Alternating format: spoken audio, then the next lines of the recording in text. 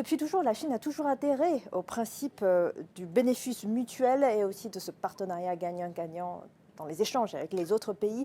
Comment ce concept se matérialise-t-il dans le cadre de la coopération avec l'Afrique ou comment voyez-vous la concrétisation au quotidien de ce projet, de ces coopérations entre la Chine et l'Afrique? D'accord, merci. Je veux dire que pour moi, personnellement, je considère le concept de bénéfice mutuel et gagnant-gagnant comme une approche pragmatique et constructive pour favoriser la coopération économique à l'échelle mondiale.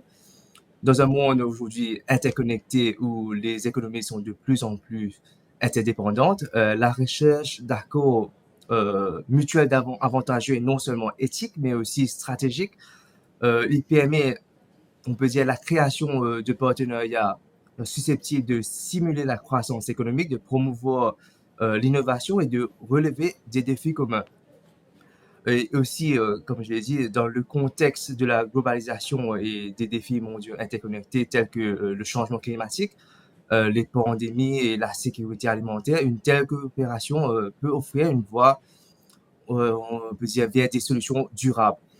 Et moi, dans mon rôle de représentant de l'Economic Development Board en Chine, je travaille activement à faire progresser cette vision de bénéfices mutuels et de coopération gagnant-gagnant.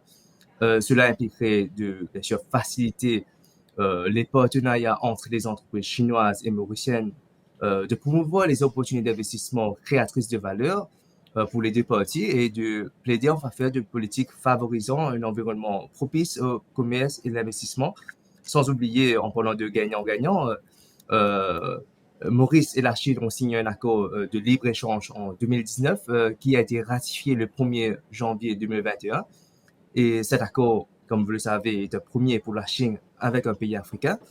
Et cela offre de nouvelles opportunités de croissance pour les entreprises, non seulement pour Maurice, mais aussi pour la Chine, en particulier dans le secteur de l'agriculture, de la pêche, l'industrie manufacturière et bien sûr le service. Et pour moi, défendant un esprit de coopération, de respect mutuel, je crois que nous pouvons contribuer à une économie mondiale plus inclusive et plus durable, dans laquelle les bénéfices du commerce sont partagés équitablement entre les nations. Mm. Euh, peut-être un mot de la fin, je lance peut-être une invitation à toutes les entreprises chinoises à prendre contact avec mon bureau à Shanghai ou l'ambassade de Maurice à Pékin pour bien sûr discuter les opportunités d'investissement et de commerce entre nos deux pays.